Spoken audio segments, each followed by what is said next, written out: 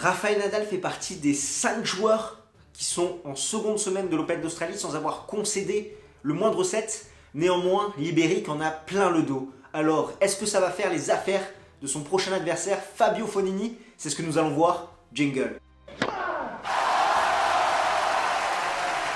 Tu es nouveau sur cette chaîne?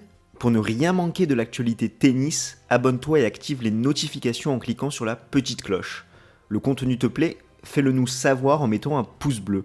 De plus, si tu souhaites prolonger l'échange, tu peux nous suivre sur tous nos réseaux sociaux et rejoindre notre Discord. Pour se hisser en 8ème de finale, Rafael Nadal est venu à bout de Jerry Nori. Il a passé 5h50 sur les courts et n'a concédé aucun set. L'Ibérique lutte contre une raideur en bas du dos depuis une vingtaine de jours. L'Espagnol est sans repère en ce début d'année malgré un match d'exhibition à Adélaïde contre Dominic Thiem. Qu'en est-il dans cet Open d'Australie? L'indicateur à surveiller est son service, breaké seulement 2 fois en 3 matchs. Il a dû changer sa gestuelle lors de ses 2 premiers tours. Bilan des courses, Nadal a perdu 16 km/h en moyenne sur sa première et 10 km/h en moyenne sur sa seconde. La bonne nouvelle étant que sa vitesse moyenne n'a cessé d'augmenter au fil des tours. 176, 178, 182 km/h en moyenne sur ses premières pour le premier, second et troisième tour, ainsi que 151, 147 et 153 km/h pour ses secondes. Contre Nori, Nadal a suffisamment été bon pour gagner sans briller. Lent sur ses jambes, commettant beaucoup de fautes, 33 coups gagnants, 35 fautes directes, notamment côté revers, il paraissait surtout rouillé, sans doute dû à son jour off, sans entraînement sur le court pour tester un nouveau traitement, des infiltrations. Apparemment bénéfique, car il a pu reprendre sa gestuelle normale au service. Après, attention avec les infiltrations, en effet ça permet d'anesthésier la douleur, mais du coup on peut aller au-delà de ses limites et finalement ne pas se rendre compte quand ça va mal et quand ça peut craquer et peut-être plus s'aggraver. Dans son match contre Nori, le Britannique aura fait un bon match, proche de son meilleur niveau, avec une balle lourde qui a gêné le Mallorquin.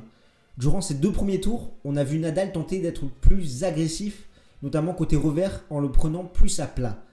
Il peut également se consoler avec une série de 37 remportées de suite en Grand Chelem, sa meilleure série. Le record est à 36 pour Roger Federer. Concernant Fabio Fognini, il a battu Herbert, Caruso, de Minaur, 2-7 concédés contre Caruso, un peu moins de 8 heures de jeu dans les jambes. Fabio Fognini est détonnant. Blessé et en perdition dans ses résultats en 2020, il a commencé l'année avec 3 victoires et 3 défaites.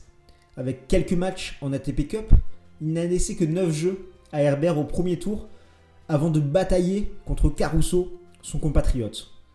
Mené 2-7 à 1, il est allé au bout de ses ressources au super tie-break du 5e set. Nous n'étions pas au bout de nos surprises avec un petit clash made in Italy. Fognini ayant répété que son adversaire était trop chanceux. Un petit clash qui fait plaisir à Benoît Paire.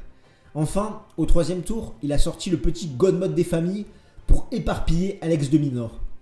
Enfin, c'est à relativiser. En effet, le match-up était favorable à l'Italien, avec un Australien qui ne faisait que remettre la balle en attendant le coup gagnant de son adversaire ou la faute. Pas de plan B, pas de variation, nada. Fognini jouera son 4e, 8e à l'Open d'Australie. Il n'a jamais fait mieux. Un seul quart à son actif en Grand Chelem, c'était à Roland-Garros 2011. Dans les face-à-face, Nadal mène 12-4, 6-1 sur dur. Et quelle défaite, car c'était à l'US Open en 2015 où l'Espagnol menait 2-7 à rien. Le seul joueur à avoir fait une remontada contre l'Espagnol en Grand Chelem. Leur dernier affrontement, un match étrange en 3-7 à Montréal en 2019. Victoire de Nadal. Fabio Fognini fait partie de ces joueurs qui peuvent exceller s'ils sont dans un très bon jour, comme totalement passer à côté si ce n'est pas le cas. L'Italien utilise sa vitesse de déplacement pour prendre la balle le plus tôt possible. Il est capable d'exploiter les balles courtes de son adversaire et surtout, il fait des coups gagnants des deux côtés, que ce soit en coup droit ou en revers, et il prive de temps Nadal. À la relance, avec sa prise très compacte, il coupe les trajectoires et peut faire mal à l'Ibérique. Nadal, comme nous l'avons vu, n'est pas serein. Il s'inquiète pour sa blessure au dos. Il ne joue pas relâché, ce qui fait qu'il va très rapidement à la faute. Contre un joueur qu'il craint comme Fognini, cela peut très rapidement devenir compliqué pour Nadal. Il devra très bien servir, sécuriser ses engagements. On sait qu'entre les deux hommes, il y a souvent des breaks. Dans l'échange, il devra jouer de façon plus relâchée pour faire plus de coups gagnants, moins de fautes directes. Et surtout, il devra varier pour sortir Fabio Fognini un petit peu de son rythme, de sa zone de confort. Honnêtement, si j'étais Fognini, je mettrais un maximum de pression à la relance quand Nadal est au service. Je m'avancerai proche de ma ligne de fond de cours pour couper un maximum de trajectoire, prendre à la gorge dès le premier coup de raquette l'Espagnol, ce qui fait que derrière, Nadal sera obligé de forcer un petit peu plus ses services. Ça va peut-être réveiller quelques douleurs au dos, il va se mettre à plus cogiter, il va jouer d'une façon moins relâchée et là, Fognini aura toutes ses chances de s'imposer.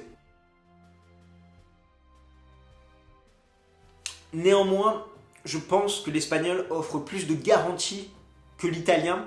C'est pourquoi je vois un gros combat, mais à la clé une victoire de l'Ibérique en 4 ou 5-7. Et toi, qu'en penses-tu? Je te propose qu'on en débatte ensemble dans les commentaires.